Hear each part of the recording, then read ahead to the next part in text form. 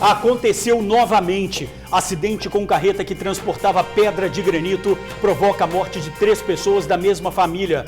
Pai, mãe e um bebê. Um filho de 11 anos sobreviveu, mas corre risco. Todos voltavam das férias no Nordeste. O motorista que dirigia a carreta deixou o local do acidente. Na carreta havia rebite, comprimido usado para tirar o sono dos caminhoneiros. Carro do motorista de aplicativo que desapareceu é encontrado incendiado no bairro Vista Linda, em Cariacica. Flagrado de patinete na terceira ponte. O homem ignora os riscos e a proibição. Parece curtir a aventura na pista. O TN1 traz a história do Jonathan. Ele mora numa região marcada pela violência. Mas o bairro não roubou do jovem a vontade de vencer. Jonathan é campeão no esporte, trabalha desde os 13 anos, é universitário. Uma inspiração para quem vive a mesma realidade e não precisa se tornar refém do crime. Agora, no TN1.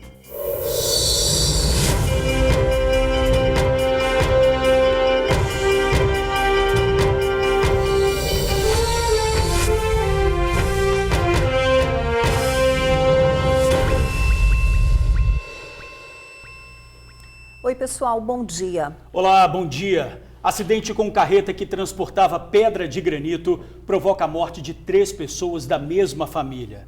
Pai, mãe e um bebê. O motorista que dirigia a carreta deixou o local do acidente. Na carreta havia rebite, comprimido usado para rodar sem sentir o sono. Vamos ver a reportagem. O veículo de passeio ficou completamente destruído. Os ocupantes do carro eram Daniele Martins, de 34 anos, o marido Osineto Francisco Rodrigues, de 38, e os 2 filhos do casal, Luca, de 2 anos, e Gabriel, de 11. O acidente aconteceu por volta das 11 da noite desta segunda-feira, na BR-101 Norte, 4 quilômetros depois deste posto da PRF. Com o impacto, os pais e o bebê morreram na hora. Gabriel foi socorrido em estado grave para o Hospital Infantil de Vitória. Estava totalmente inconsciente, não conseguia, não via resposta de falar, de nada. Foi atendido e levado de forma emergente aí para o hospital. De acordo com a Polícia Rodoviária Federal, o acidente foi provocado por esta carreta, que transportava 2 pedras de granito. O veículo de grande porte seguia sentido Fundão, quando em uma curva fechada, perdeu o controle, tombou na pista no sentido contrário e deslizou com velocidade. Foi neste momento que atingiu em cheio o carro da família. Logo depois do acidente, testemunhas contaram que o motorista, identificado como Rodrigo Girardi Supelete, saiu da carreta e pediu ajuda a um carro de passeio que passava na hora, porque estava com ferimentos. Ele foi trazido até este hospital na Serra, onde, segundo a assessoria, recebeu atendimento médico e teve alta pouco antes das 6 da manhã desta terça-feira. O motorista não foi encontrado no local, testemunhas não sabiam, ninguém sabia que ele tinha acionado socorro. Informação obscura.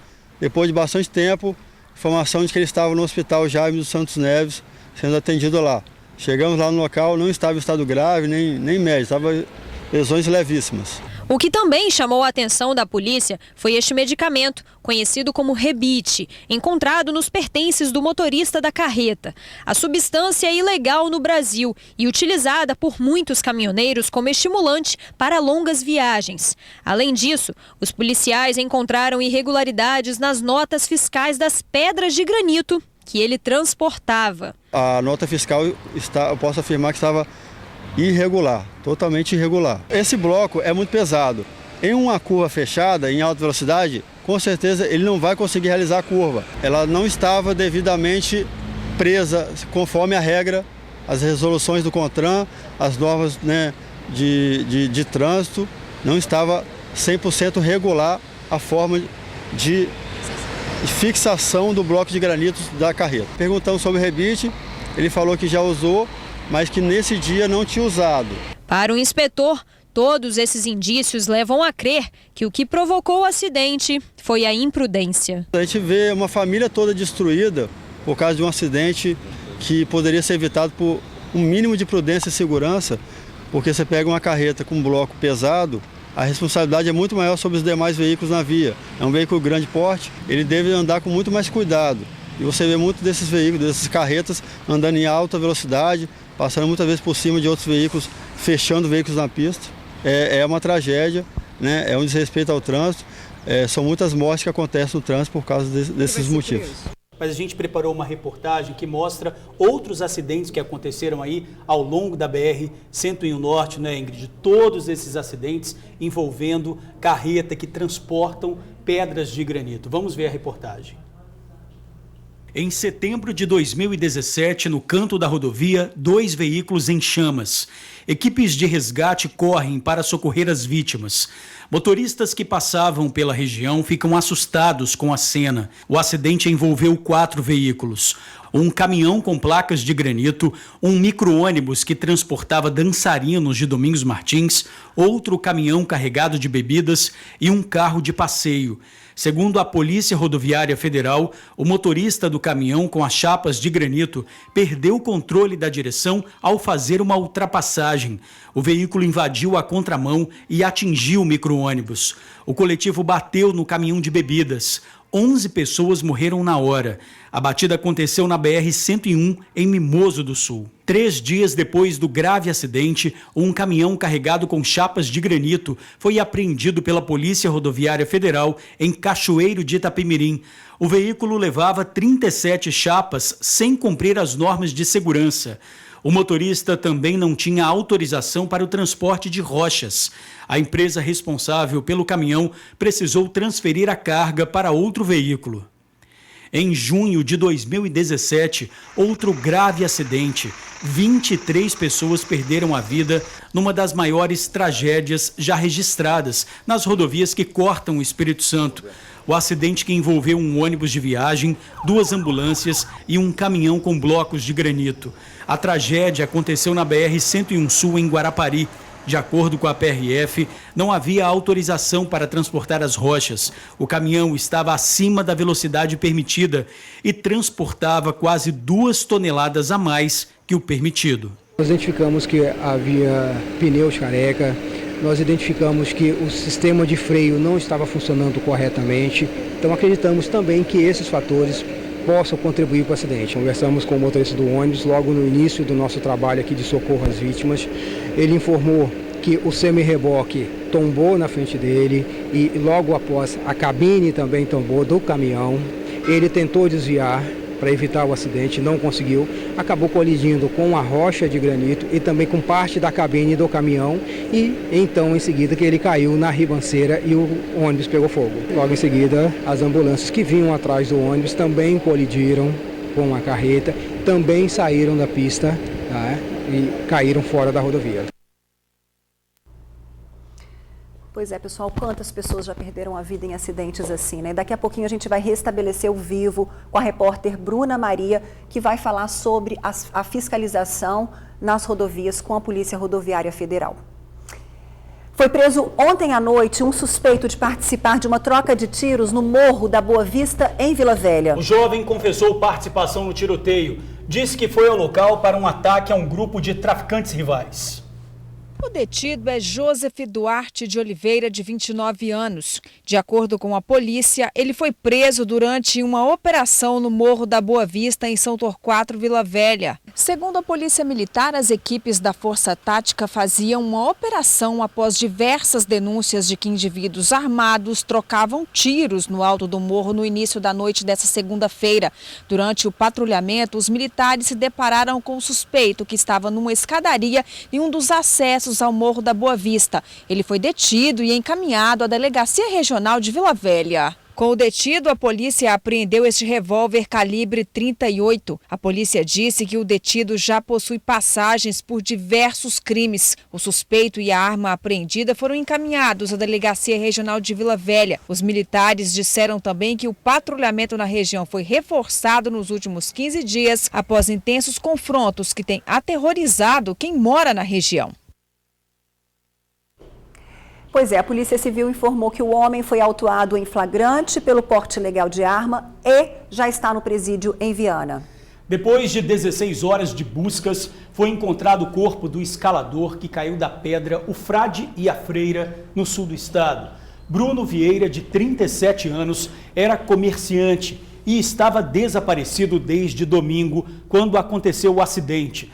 Ele estava com um grupo de amigos quando caiu de uma altura equivalente a um prédio de 50 andares. O corpo foi encontrado pelo helicóptero do Notaer numa laje de pedra, um local de difícil acesso. A vítima foi colocada no cesto e levada para um posto base. Um amigo de Bruno tentou resgatá-lo, mas acabou ficando preso e foi encontrado pelos bombeiros. Bruno era mineiro e morava em Piúma, onde tinha uma empresa de entrega de açaí.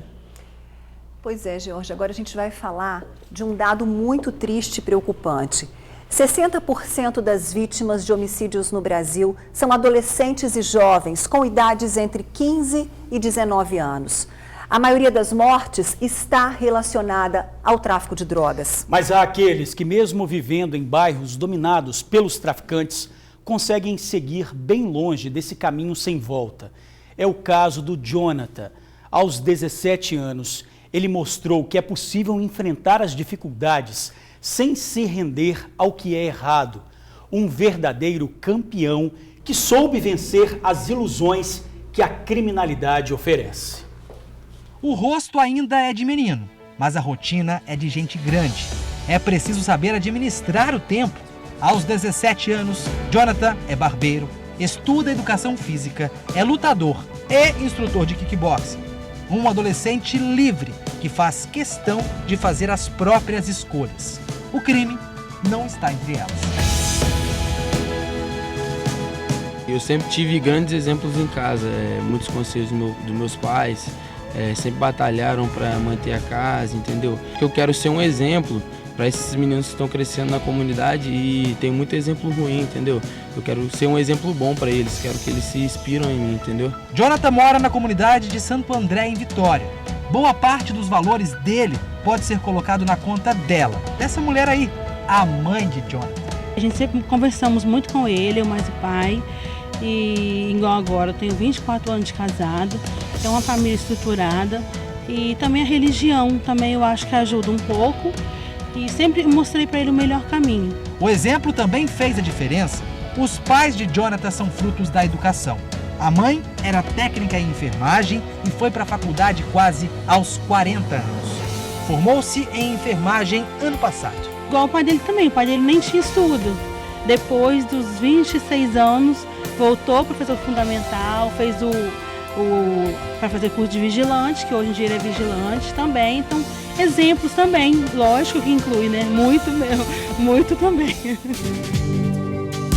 Só que, infelizmente, uma fatia considerável de adolescentes e jovens das comunidades periféricas, por diferentes motivos, segue por um outro caminho, o da criminalidade. Como destaca o Leonardo, que é amigo de Jonathan. Nas escolas, desde pequeno, isso aí sempre oferece.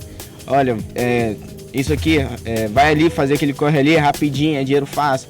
Entendeu? Aí muitas vezes as pessoas vão, amigos nossos cresceu com a gente, aí acaba indo por esse caminho. Mas que a gente sabe que só leva a tragédia.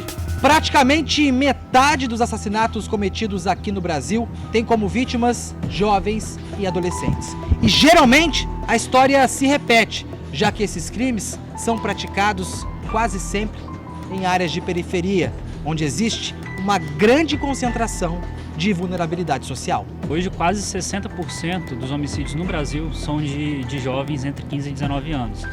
E existe um dado extraoficial aqui no estado que quase 70% dos homicídios são diretamente ou indiretamente ligados ao tráfico de drogas. Então hoje nós temos um dado oficial que aponta uma letalidade imensa aos jovens, geralmente moradores de periferia, negros, que infelizmente morrem muito cedo no país. Elcio explica que nas áreas em que os crimes acontecem com maior incidência, faltam políticas públicas sociais que promovam mais oportunidades, que minimizem o tamanho da desigualdade. A desigualdade social é um dos grandes responsáveis pelo alto índice de criminalidade nas regiões de vulnerabilidade. E como você bem disse, o Estado só é presente de forma repressiva, por meio da Polícia Militar, por meio da Guarda Municipal. Agora, faltam políticas públicas, faltam políticas de saúde pública, faltam políticas educacionais nessas regiões. Infelizmente, de fato, o Estado está em falta nessas regiões de maior vulnerabilidade.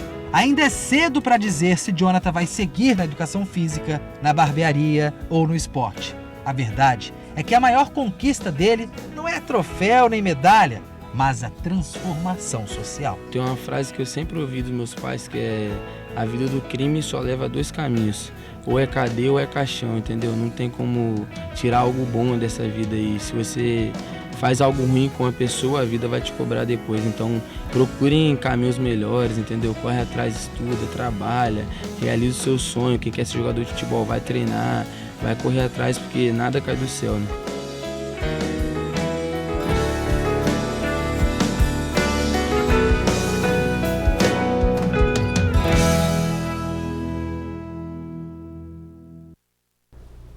Ai, gente, a gente fala tanto de violência, né? Mostrar histórias assim, mostrar famílias assim, mostrar um Jonathan.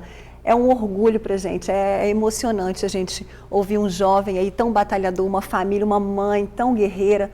Parabéns, viu, Jonathan? Parabéns pelas suas escolhas. Você disse que gostaria de ser exemplo e já é muito mais do que um exemplo. Exemplo de quem quer seguir o caminho do bem e da verdade, né? A influência de um meio negativo nunca é maior do que a vontade de vencer sempre de forma digna na vida. A gente sabe que o mundo do crime oferece muitas ilusões mesmo, né? E todas ciladas. Então, olha, parabéns mesmo pelas suas escolhas. Foi um prazer conhecer você. Parabéns.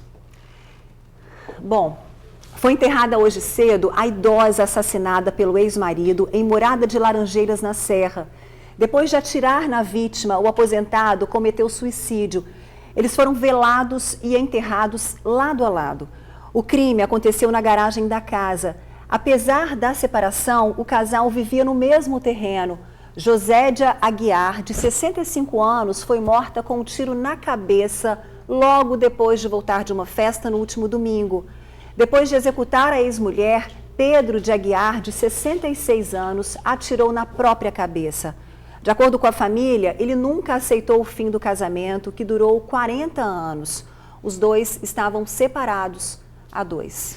Bandidos encontram facilidade para roubar bicicletas em condomínios de Jardim Camburi, Vitória. Mais um furto foi registrado no bairro, um prejuízo de R$2.000 para o morador. A imagem não mostra direito, mas o criminoso entra no condomínio por esse portão branco no canto esquerdo do vídeo. Segundos depois, ele aparece com uma barra de ferro e circula pelo local procurando bicicletas. Em um canto, ele acha 2, corta os cadeados e leva embora, uma inclusive na mão. Essa era a bicicleta desse servidor público. Quando eu desci, fui pegar a bike, ela já estava lá só o cadeado cortado, o cabo de aço. E a bike não estava lá, e o portão aberto, arrombado. Era por volta das 4h20 da manhã deste domingo quando o criminoso invadiu o prédio. Ele teve acesso ao local através desse portão, que é automático. O criminoso levantou com as 2 mãos o portão, tirou dos trilhos e arrastou para o lado. Essa não é a primeira vez que o edifício é alvo dos bandidos. Já aconteceu outras vezes lá. Entraram no apartamento do primeiro andar, chegaram a entrar dentro do apartamento, roubaram algumas coisas. E já entraram lá, roubaram outras bicicletas lá também. Um prejuízo de R$2.000. E essa insegurança na região é um problema velho, situação que tem preocupado a nova diretoria da Associação dos Moradores. Nós já fizemos reunião com a Polícia Militar, vamos estreitar esse relacionamento com a Polícia Militar. Esse caso será discutido com a Polícia Militar e em parceria com a Polícia Militar, colocar ações para que isso melhore no bairro. A PM afirma que tem policiamento em todo o bairro e os índices de criminalidade vêm reduzindo. Lembrou que é importante moradores acionarem o 190 para que a polícia possa atuar e evitar os crimes. O carro do motorista de aplicativo que está desaparecido foi encontrado incendiado no bairro Vista Linda, em Cariacica. Aldo Souza Reis, de 32 anos, sumiu sexta-feira na Serra. Familiares postaram nas redes sociais um pedido de ajuda, dizendo que ele estava trabalhando num Gol prata e foi visto pela última vez depois de aceitar uma corrida de Jardim Limoeiro, na Serra, para Itaparica, em Vila Velha. Aldo vestia calça jeans, tênis preto e um moletom azul quando desapareceu. Ele trabalhava há cerca de 1 ano como motorista de aplicativo desde que ficou desempregado. O caso está sendo investigado e quem tiver qualquer informação, por favor, ligue para o Disque Denúncia 181. Olha só o risco. Um homem foi flagrado andando de patinete na Terceira Ponte. As imagens foram feitas por um casal de empresários que seguia de Vitória para Vila Velha. Foi por volta de 00:30. O casal ficou preocupado com o homem e decidiu seguir atrás dele em baixa velocidade. Mas ao perceber que ele estava bem, seguiram viagem. A Rodossol disse que o episódio foi flagrado pelas câmeras ontem de madrugada. As imagens serão entregues à polícia. Agora voltamos a falar da tragédia na BR-101. Morreram pai, mãe e um bebê. O acidente envolveu o carro da família e uma carreta com granito. Quem traz novos detalhes ao vivo para a gente é a repórter Bruna Maria. Bruna, é com você. Isso mesmo, Ingrid, George. Chego agora aqui ao vivo ao Tribuna Notícias. Boa tarde para vocês, boa tarde para todo mundo que nos acompanha em casa. Acidente triste, mais um acidente que vitimou praticamente uma família inteira na BR-101. Acidente que aconteceu na noite de ontem. E parentes dessa família, que morreu no acidente, estiveram hoje cedo no Departamento Médico Legal de Vitória. Todos, óbvio, muito abalados, mas pedindo, claro, por justiça. Quem acompanhou foi a repórter Vanessa Calmon e ela preparou uma reportagem para a gente. Vamos conferir juntos agora. As fotos tiradas durante a viagem a Recife mostram momentos felizes da família. Era a primeira viagem do pequeno Luca, de 1 ano e 4 meses, com o irmão Gabriel e os pais. O Gabriel tinha viajado com eles gostavam muito de viajar, mas do Luca era a primeira viagem longa dele. O casal Daniele e Osineto e os filhos Gabriel e Luca pegaram a estrada no dia 1º deste mês com destino ao Nordeste. O passeio durou 1 semana. Na volta da viagem, o carro da família foi surpreendido por uma carreta que transportava 2 pedras de granito e tombou na contramão ao fazer uma curva fechada na BR-101 Norte. O impacto foi tão forte que os pais e o pequeno Luca morreram na hora. Gabriel foi socorrido em estado grave e foi encaminhado ao Hospital Infantil de Vitória. A família morava no bairro Canaã, em Viana. Depois da notícia da tragédia, os familiares estiveram aqui no Departamento Médico Legal. Ele era uma pessoa maravilhosa, Ele e a Daniele são umas pessoas maravilhosas, me ajudaram muito no início do meu casamento, eram meus amigos. Eles eram tudo. Eu não tenho que falar nada. Acho que ninguém tem nada que falar deles, que eles eram um casal super tranquilo. O primo de Daniele contou que ficou sabendo da tragédia pelas redes sociais. As fotos do acidente chegaram num grupo da comunidade. E aí, na foto, tinha a foto da carta de motorista dele e a foto da carta de motorista dela. E aí alguém me ligou de manhã, a gerente da minha empresa, falou: Sérgio, teve um acidente, eu acho que foi com sua prima, vou te mandar as fotos aí, se é realmente ela.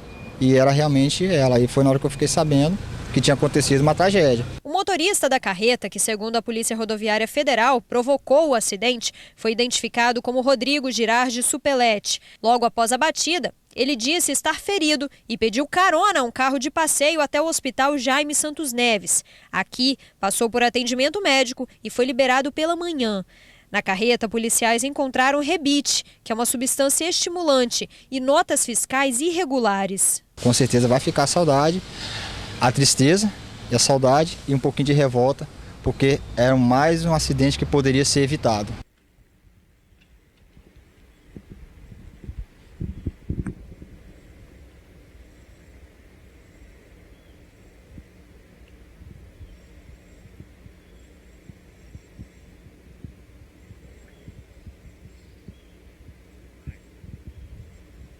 Pois é. Que coisa triste, né, gente? E olha, o motorista, a princípio, ele foi atendido no hospital, saiu do hospital e até agora não foi encontrado pela polícia. Quem está aqui do meu lado, e a gente vai conversar agora ao vivo, é o inspetor da Polícia Rodoviária Federal, Valdo Lemos, para a gente justamente falar sobre toda essa questão de fiscalização aí nas rodovias que cortam o Espírito Santo. Seja bem-vindo, inspetor Valdo. Boa tarde. O que se sabe até agora sobre esse acidente? O caminhão já foi periciado? Olha, o acidente, né, infelizmente aconteceu e tudo que nós estamos observando lá no local e todos os equipamentos verificados, o excesso de velocidade foi o fator preponderante, né? Estava dirigindo a quantos quilômetros por hora, já se sabe? Essa ocorrência ainda está em andamento, né? Ok? O delegado da Polícia Civil, Dr. Maurício Rocha, da Delícia de Trânsito, esteve durante toda a manhã no posto da Serra, né? E está em andamento ainda a ocorrência, mas a velocidade era excessiva, né? Porque a partir do momento que você entra numa velocidade fora, não permitida, numa curva, que ela tem um raio de curvatura grande, o veículo vai para a contramão necessariamente, é uma força da natureza, uma força física que age, e no caso houve o tombamento, não só da carga, mas também como do próprio veículo, vitimando essa família. Com a experiência da Polícia Rodoviária Federal, vocês acham que o comprimido de rebite, né, substância que inibe o sono e que foi encontrada aí com o motorista, o comprimido ele pode ter contribuído para que esse acidente acontecesse? Olha, foi comprovado a existência de uma cartela dessa anfetamina, né, desse famoso rebite no interior do veículo, né, o que indica talvez o consumo. Agora, a gente só comprova isso através de um exame toxicológico, né? O teste de etilômetro que foi realizado num primeiro momento, antes dele sair do local e ir para o hospital, sem a nossa anuência, a nossa autorização, diga-se de passagem, deu 0 para alcoolemia, então não havia consumo de álcool. Em relação ao rebite, né, a anfetamina, né, se ele se apresentar, o delegado conseguir localizá-lo, né, e ele se apresentar, deverá ser submetido a um teste de colher o sangue, né, para que um teste toxicológico para ver se existia presença, se ele realmente tinha feito uso dessa anfetamina. É uma indicação, a presença ali ela é um indicativo, mas a gente só comprova com o exame toxicológico. Agora, de 2007 até agora, gente, foram 34 mortes em rodovias do Espírito Santo em situações parecidas com essa. O último que a gente lembra bem foi do grupo alemão de dança lá em Domingos Martins. Foram mais de 11 mortes, eles estavam em um ônibus. Então a gente não pode deixar de te perguntar, inspetor, desde então, o que foi feito para evitar acidentes tão graves como esse em rodovias aqui do Espírito Santo? Em relação a excesso de peso, nos últimos 12 meses foram extraídos pela PRF 250 notificações.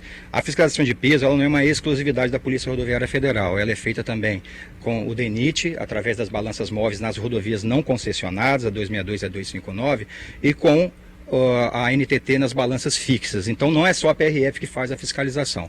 Além dessas 250 multas extraídas nos últimos 12 meses, no último ano, a gente tem também um acordo com o Ministério Público Estadual no que tange ao transporte à rocha, além do excesso de peso, quando a amarração dessas rochas não está feita de maneira correta, né, está maquiada, ou tenta se burlar, né, a amarração, a gente faz o quê? Extrai um termo circunstanciado de ocorrência, qualifica o proprietário do veículo, embarcador e o condutor, e a gente envia para o Ministério Público Estadual, que abre o procedimento, né, para um processo, né, devido a um fulcro no artigo 132 do Código Penal, que é expor a vida de outrem a risco direto e iminente. Então a gente fez 73 termos circunstanciados, foram lavrados nos últimos 12 meses, mas infelizmente ainda isso é uma prática comum, mas lembrando que no caso ali o fator preponderante foi o excesso. A pedra estava com a amarração feita, tanto que o veículo tombou com a pedra.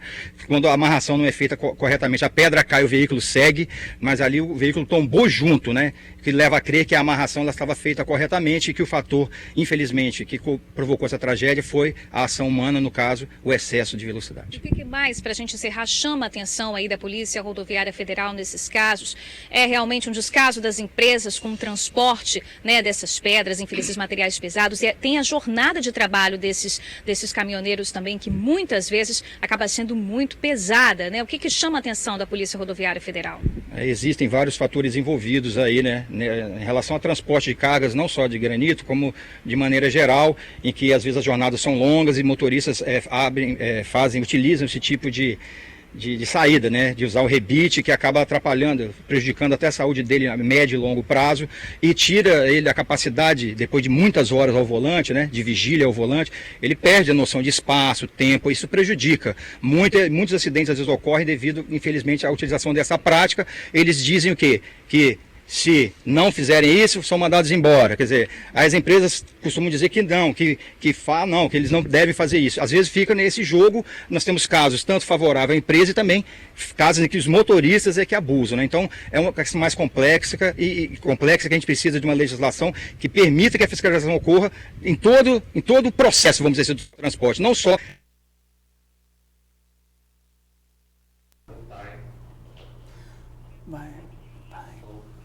Pois a gente teve um probleminha aí, vocês viram aí, ele travou, mas daqui a pouquinho a gente volta a falar com a Bruna sobre esse acidente. A gente lembra que morreram pai, mãe, o bebezinho de pouco mais de 1 ano, voltavam de férias aí, o irmãozinho dele de 11 anos, foi o único sobrevivente, mas está em estado gravíssimo no hospital. Então daqui a pouquinho a gente volta com esse assunto, atualizando tudo para você.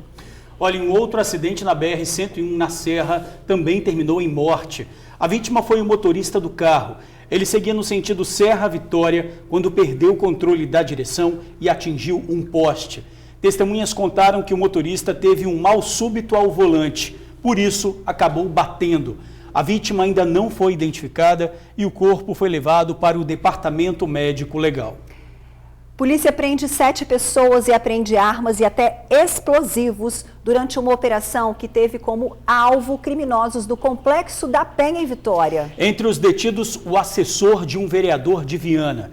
Com ele foram encontrados ácido bórico e muita munição. 7 armas, entre elas um fuzil, mais de 800 munições, 50 quilos de entorpecentes, cocaína, crack e ácido bórico. Além de 66 aparelhos celulares, 4 dinamites e 14 balanças de precisão. Todo o material foi apreendido durante uma operação que visava cumprir 29 mandados de busca e apreensão de suspeitos de envolvimento com tráfico de drogas no Complexo da Penha em Vitória. 7 pessoas foram presas. As prisões e diligências foram iniciadas tão logo aquela operação se encerrou e esse material todo foi arrecadado. Vitória, Viana, Serra e Cariacica, o que mostra que realmente há uma articulação entre eles, mas para a Polícia Civil do Espírito Santo não há divisas, não há fronteiras. Eles vão prender esses criminosos onde quer que seja. Os detidos são Éder Luiz Lopes, de 29 anos. Éder é assessor ativo do vereador Patrick do Gás. Tiago Almeida Elmer, de 33 anos. Rogério Pereira Narciso, de 39 anos. Wellington de Souza, de 23. E Daiane Loureiro, de 26, foram presos em Sotelândia, Cariacica. No local, a polícia encontrou também um explosivo. Caso isso venha a detonar, com certeza pode vir a lesionar ou até mesmo causar um óbito de uma pessoa, de um transeunte, de um policial ou até mesmo de terceiros. Foi preso Felipe Almeida de Souza, de 24 anos. Felipe era, segundo a polícia, dono de uma loja de celulares. Nós conseguimos chegar num segundo receptador de celular que desbloqueia os celulares para os traficantes e a partir desse momento nós conseguimos rastrear armas, um fuzil de uso restrito e explosivos, para nossa surpresa, e explosivos com material de prego e chumbo, que possivelmente é usado para ataques em facções rivais ou até mesmo na atividade policial. Grande parte do material apreendido foi encontrado em Viana e Cariacica. Isso mostra a auto-organização dos traficantes do bairro da Penha. Eles tinham cuidado de guardar as armas, munições e drogas, principalmente nas áreas rurais de outros municípios. Essa apreensão representa um grande baque no sentido de armamento, de droga, de munições, né? Munições que eles estão utilizando hoje já em confrontos. Então essa apreensão é mais uma, né, de tantas que estão sendo feitas e virão outras, porque o nosso compromisso é justamente enfrentar essas organizações, desatá-las e fazer com que o Estado tenha, né, paz, né, em razão do que está sendo proposto pelo Estado presente. Olha, nós tentamos falar com o vereador Patrick do Gás sobre a prisão do assessor, mas o celular dele estava desligado.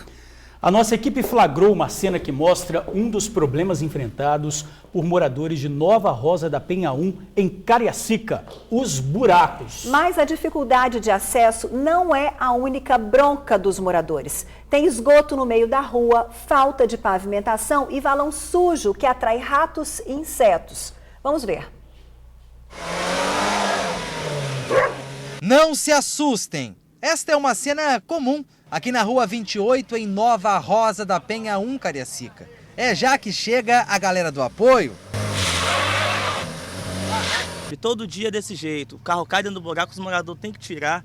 Tem umas pessoas de idade aqui que não tem nem como transitar aqui no local. É uma situação muito difícil aqui para o nosso povo do bairro aqui. Se a Rua 28 é perigosa tanto para os motoristas quanto para os veículos, imagina para o pedestre. Imagina para Dona Maria, que tem uma baita dificuldade de locomoção. O irmão ontem me ajudou, meu neto descer e eu, não foi? Me ajudou a descer e eu. Me ajudou a descer. Se a senhora tiver que sair sozinha... Não sai, não. Não sai porque não aguento. Não aguento, senhor. Eu tenho esses 2 caroços, até esqueci de tampar minha saia, 3 caroços. E fiz essa operação e eu não aguento. Morro aqui para o urubu comer. A rede de esgoto até tem, mas está entupida e o esgoto vaza a céu aberto. Como não tem drenagem, quando chove, o alagamento é certo. As poucas melhorias que chegaram por aqui foram provisórias e eles já estão cansados disso. Nós estamos querendo uma coisa imediata, uma coisa boa, que eles venham fazer para durar bastante tempo. Porque nós estamos cansados de eles virem aqui fazer pouca coisa. Muitas vezes nós mesmos usamos com o nosso próprio bolso as coisas, os material, mas fica mais ou menos, mas dá para relevar. Mas nós estamos querendo uma coisa de qualidade aqui. E os BOs não param. E o valão que corta o bairro está há pelo menos 2 anos sem nenhum tipo de limpeza ou manutenção. E esta ausência do poder público por aqui traz uma série de prejuízos. É mosquito pra caramba, barata, caramujo, rato. O rato aqui é tão grande que era maior do que o filhotinho da minha cachorra. Só que aí ela criou no cantinho e eu tive que colocar ela no alto. Por quê? Porque eu fiquei com medo deles comer o filhotinho. Quer dizer, você ficou com medo de quem comer o filhote? O rato comer o filhotinho dela, porque eles falam que rato come. E aqui eu vejo o rato do tamanho de uma periá. Acho que é relevante deixar registrado que a maioria das pessoas que mora aqui é como a dona Edir. Ser humano com cabeça, tronco e membros, que trabalha, rala, quase se mata para manter as contas em dia, principalmente os impostos. Enquanto a contrapartida do poder público quase nunca chega. Eita, conta difícil de fechar, viu? A gente sente traída, né? Porque os impostos são pagos para quê? Para melhoria do bairro. O Estado também precisa de cumprir com a obrigação dele também.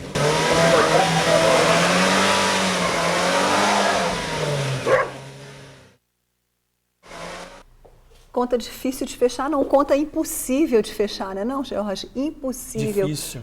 Nossa, e a nota? Infelizmente, não é nada boa.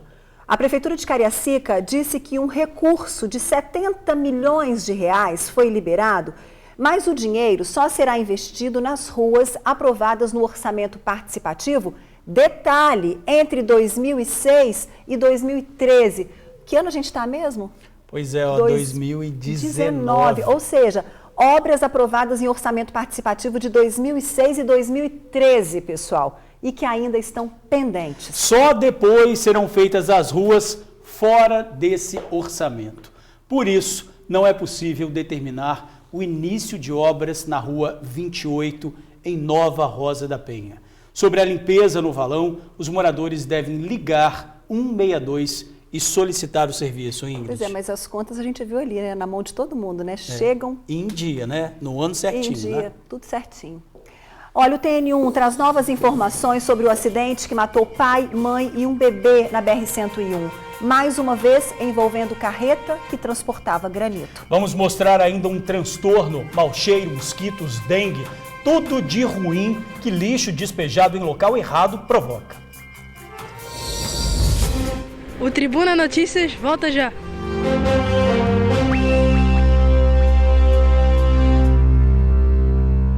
A morte de pai, mãe e um bebê em tragédia na BR-101. O acidente envolveu o carro da família e uma carreta com granito. A repórter Bruna Maria tem mais informações. É com você, Bruna.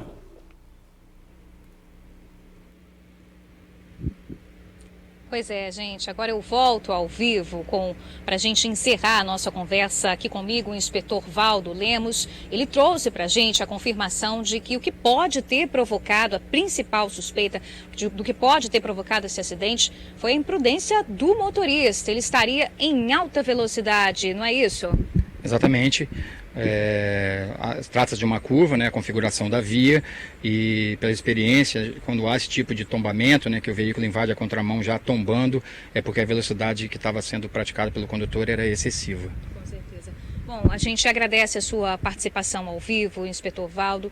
E, bom, gente, a criança, eu volto a atualizar o estado de saúde da criança, do filho deles, de 11 anos. Ele está internado em estado gravíssimo no Hospital Infantil de Vitória. Já passou por uma cirurgia, está em coma induzido, respirando com a ajuda de aparelhos. Nós ainda não temos informações sobre o velório do casal, porque o corpo deles ainda não foi liberado do departamento médico legal. Eu volto com vocês aí do estúdio e aproveito, claro, infelizmente com essa notícia triste, aproveito para me despedir das participações do Vivo aqui do Tribuna Notícias, primeira edição. Amanhã, Luciano, volta de férias, está com vocês, e a Tainá também. Com vocês, Jorge e Ingrid. Obrigada, Bruna. Foi um prazer tê-la aqui, mas a gente com certeza não vai se despedir de você tão cedo. Você volta ao vivo aí ao longo da semana com a gente, né? Valeu, Bruna. Obrigado. E lamentável, né? Dar essa notícia, uma família, 3 pessoas, pai, mãe, filho pequeno e o filho aí de 11 anos internado, voltando de férias. Muito triste essa notícia aí nesse início de semana, Ingrid. Envolvendo, mais uma vez, carreta com granito. Com granito. Olha, uma comunidade inteira não aguenta mais os transtornos provocados por um terreno abandonado em Vila Velha. A área virou depósito de lixo e tudo quanto é tipo de lixo, hein? Então, mau cheiro, mosquito da dengue e muito cupim tiram o sono dos moradores. Uma família já abandonou a casa. Atenção! O espaço tem servido até de cemitério de animais. A diferença é de que eles são jogados aqui, não enterrados. Tudo quanto é animal morto e joga aqui dentro, em frente da minha casa, que nós estamos com um sério problema desse terreno, dessa forma na nossa frente. A gente sai na rua, aquele mau cheiro que a gente sente, entende? E nós temos reclamado com a prefeitura não faz nada, nem cerca, nem procura o proprietário, não resolve nada. E nós estamos com esse problema sério aqui na nossa rua aqui. A gente pode até tomar um tiro e embargar as pessoas jogar lixo aqui, entendeu? Isso não, a gente corre um risco sério com as pessoas por causa desse lote, dessa forma que vocês estão vendo aí. Tem terreno que é cercado, mas que oferece os mesmos riscos ou até mais. E põe mais nisso. A família que morava nesta casa foi obrigada a abandonar o imóvel. O motivo? Uma infestação de cupim que está por toda a casa e vem, sabe de onde? Do terreno cercado, mas abandonado, que a gente acabou de mostrar. Tragou os móveis do quarto das crianças e da cozinha, os móveis todos como você viu. Lá em cima também, até no tanquinho, deu no motor, o cupim também entrou. Está todas as 4 casas, tudo infestadas de cupim, as 4 casas. E o cupim nunca está sozinho. Marimbondo, rato, eu já tive dengue aqui e quase todos os moradores também tiveram a dengue. Caramujo, tudo que você pensar em alguma coisa a mais. Atenção! Enquanto os proprietários não são notificados e responsabilizados, são os vizinhos que limpam os terrenos que não estão cercados. Regra que deveria ser exceção. Isso aqui está completamente abandonado, colega. O poder público deveria ao menos limpar, né, ou cobrar do proprietário. Isso aqui é caramujo, mosquito, já tem uns vizinhos aqui, 5 famílias aqui com dengue. Entendeu? Tá terrível esse negócio aqui. A situação aqui não tá boa, não. Entendeu? Os moradores daqui, se está limpo um pouco aqui, é porque os próprios moradores limpam. A prefeitura disse que em maio notificou o dono do terreno para fazer a limpeza. Como não fez, foi autuado e terá que pagar uma multa de quase R$10 mil porque não cumpriu o Código Municipal de Postura.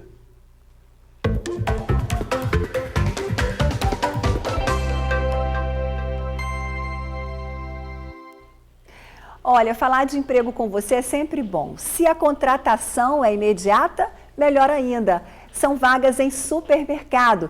Veja aqui na telinha.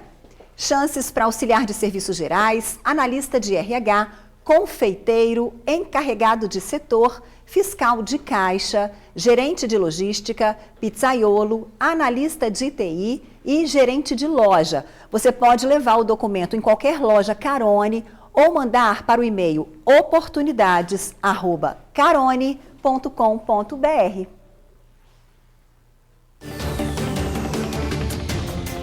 Hoje é terça-feira, 11 de junho. Vamos conferir o que é destaque no jornal A Tribuna. 15 mil demitidos em um ano por mau humor no trabalho. Na foto principal, comerciante morre ao escalar o Frade à Freira. Polícias Rodoviária e Federal pedem concursos com 7.895 vagas. Aposentado mata a mulher e se suicida por não aceitar separação. Jesus quer hegemonia do Fla no Brasil. E ainda destaque no Jornal A Tribuna desta terça-feira. No AT2, Adele brasileira em Vitória. Segunda ponte vai ter novo asfalto e proteção metálica. E missa no túmulo de Anchieta depois de 260 anos.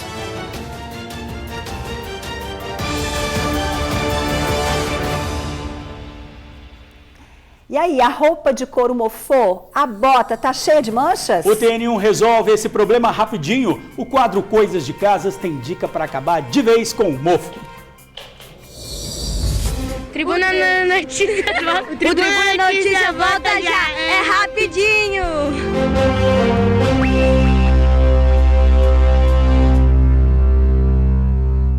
Voltamos a falar do triste acidente que tirou a vida de uma família inteira na BR-101 na Serra. Mais uma vez, a imprudência no trânsito pode ter sido a causa dessa tragédia.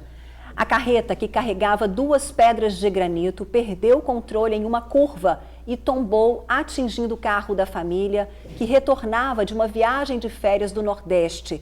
O filho mais velho do casal, de 11 anos, está em estado grave no Hospital Infantil de Vitória.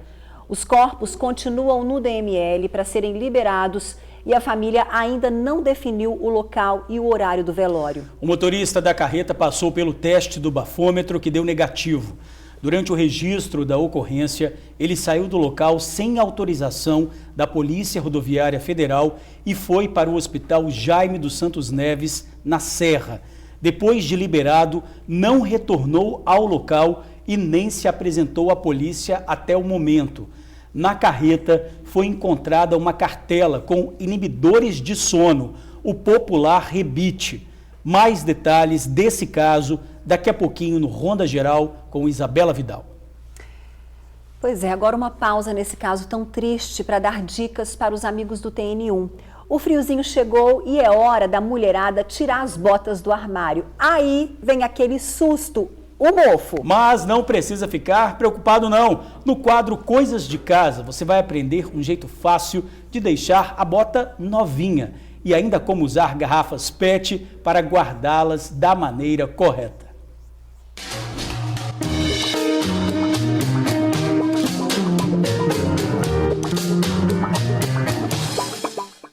Oi, gente, tudo bem aí com vocês? Olha só, o inverno está chegando, hora de começar a tirar dos armários o quê? Jaqueta de couro, botas, sim, e é sobre elas, as botas que a gente vai falar hoje no Coisas de Casa.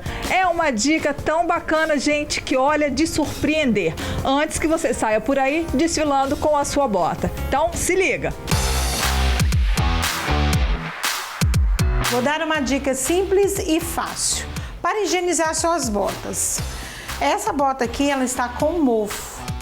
Então, vamos tirar o mofo da bota. Então, vamos lá. Nós vamos pegar um pano limpo. Nós vamos passar nela. Passa bem passadinho. Passado no pano, nós vamos colocar uma xícara de água e uma xícara de vinagre. Partes iguais. Pega o seu paninho, umedeça ele, passe na sua bota. Depois que você passou na sua bota, você pega um pano seco passe na sua bota, pegue a graxa, passe a graxa na sua bota, espere ela secar, você pega ou uma toalha mesmo limpa, passe na sua bota ou uma escova. Depois que sua bota secar, você pega uma meia que você não usa mais ou uma escova e passe na sua bota. Olha o brilho que dá.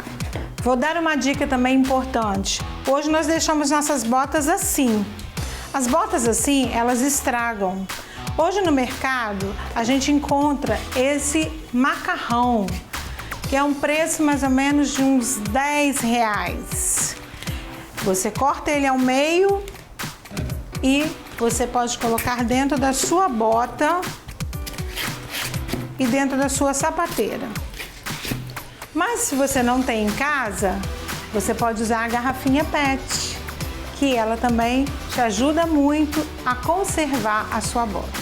Vou colocar para você ver como que fica. Dá o mesmo efeito. E assim você conserva a sua bota por muitos e muitos anos.